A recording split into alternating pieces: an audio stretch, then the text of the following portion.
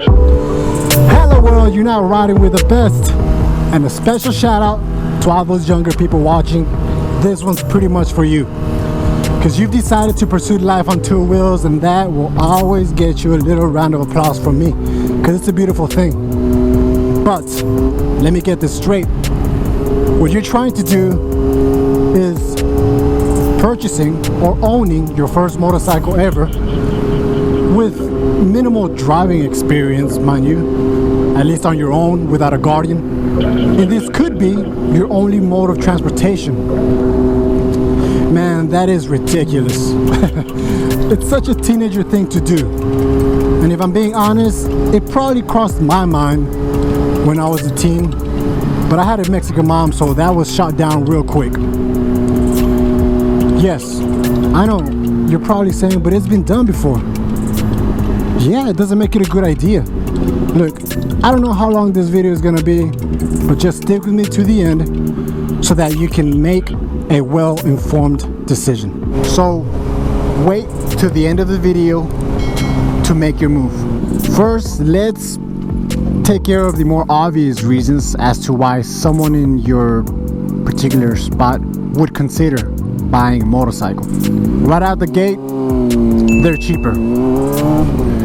Compared to a car, I mean, you can find a decent motorcycle for around $2,000 and a brand new machine for about $4,000 or even less. Now that's one of the awesome things about riding. But let's not fool ourselves, right? With a little bit of research, doing our homework, you can find a reliable car within the same price range. Yeah, it's gonna be a little beat up, it's gonna have some high mileage, but it'll take you from A to B. Now, if that's not your thing, that's not something you want to pull up in, then I think you might be doing it for this next reason. You think they're cool, and you're hoping it'll help you with the babes. Well, I got bad news, because I'm about to bust your bubble as I bust that myth. Man, hold up. I'm not even sure this is relevant anymore, you know? It's 2020, who's trying to get a motorcycle to pick up girls? I mean, I know that was the thing back in the 90s, early 2000s, because of the movies that were coming out at the time. It's similar to when you start going to the gym, you want to meet girls, but who ends up approaching you more? Guys, it's similar as to when you get a bike, especially if they ride. Hey man, yo, sweet ride, yo, let's meet up. Now, I'm not saying that you won't catch some girls glancing over, smiling at you, but if they don't like what they see underneath the helmet, they're gonna move on. Getting a motorcycle doesn't give you a facelift, you know? Just like the gym analogy, man. I started lifting to get stronger, to get healthier. When you get a motorcycle, make sure you're doing it for the right reasons, you know, and everything else will fall in place. Did I make my point? Hopefully I did, because I'm moving on to the third reason, which is fuel economy. And you're right. Another awesome thing about riding, very few cars will come even close to the MPG that a motorcycle offers. But let's be honest, a few bucks more saved at the pump, is that really worth? Does that really outweigh the risk and drawbacks? And if you don't know what they are, well, stay with me on this ride and find out. But before I move on, let me say something I've said many times. I'm not here to discourage you or anyone from riding. In fact, I'd love to see more of us out here, but I just want you to be smart about it, because it doesn't matter how well you did on your driving test or knowing the handbook cover to cover.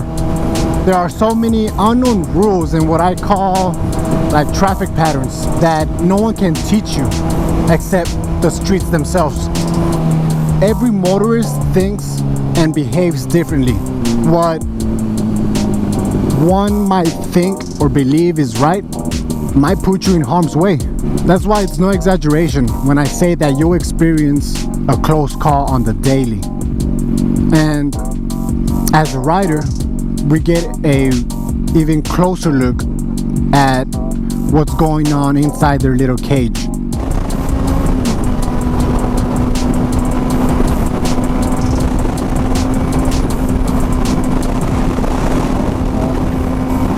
And most of the time, they'll be doing just that. On their phone, not even aware that we exist.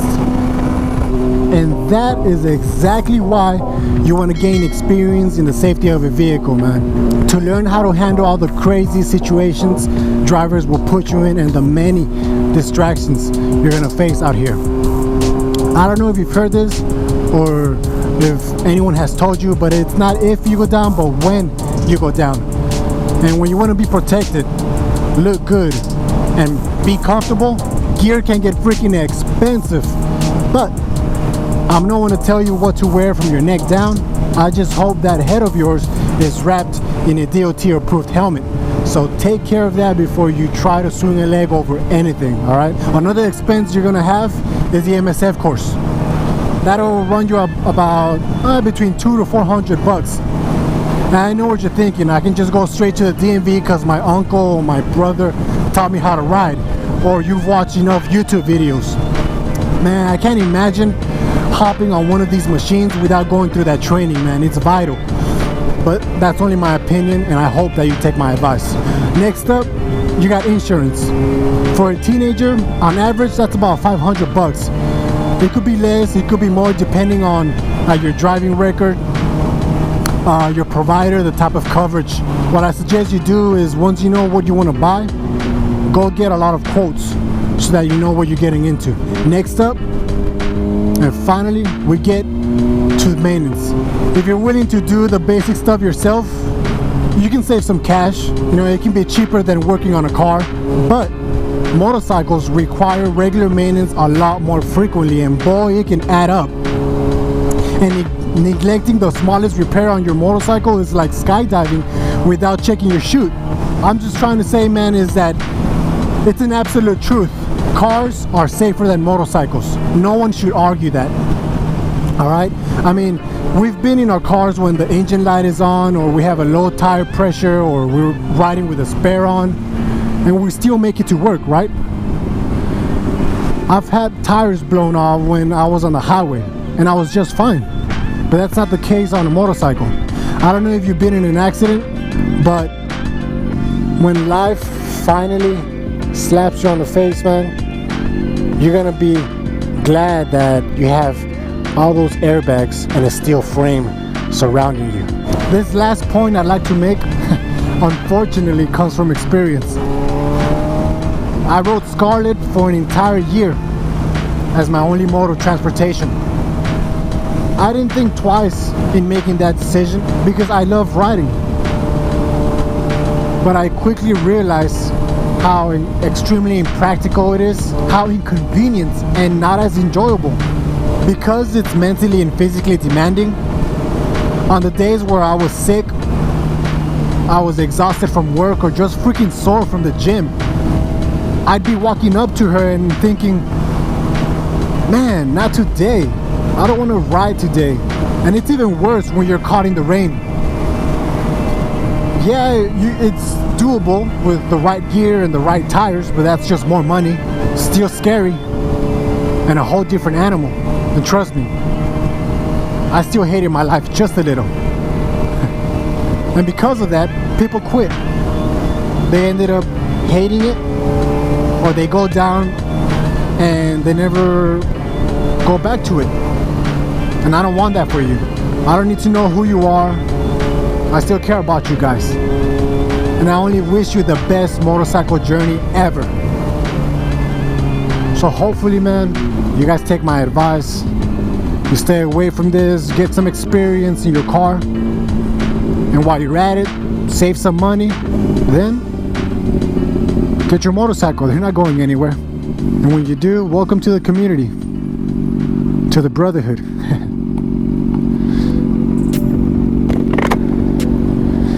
If I've changed your mind, hopefully I have. Or maybe I just made you think. Or you enjoyed the video. You know what time it is, man. Go fanatic on that like button. subscribe, hit that notification bell for me. It really helps. And if you have any other questions for someone who has been riding for some time now, meet me up at the comments. As always, broadcasting from the Alamo City.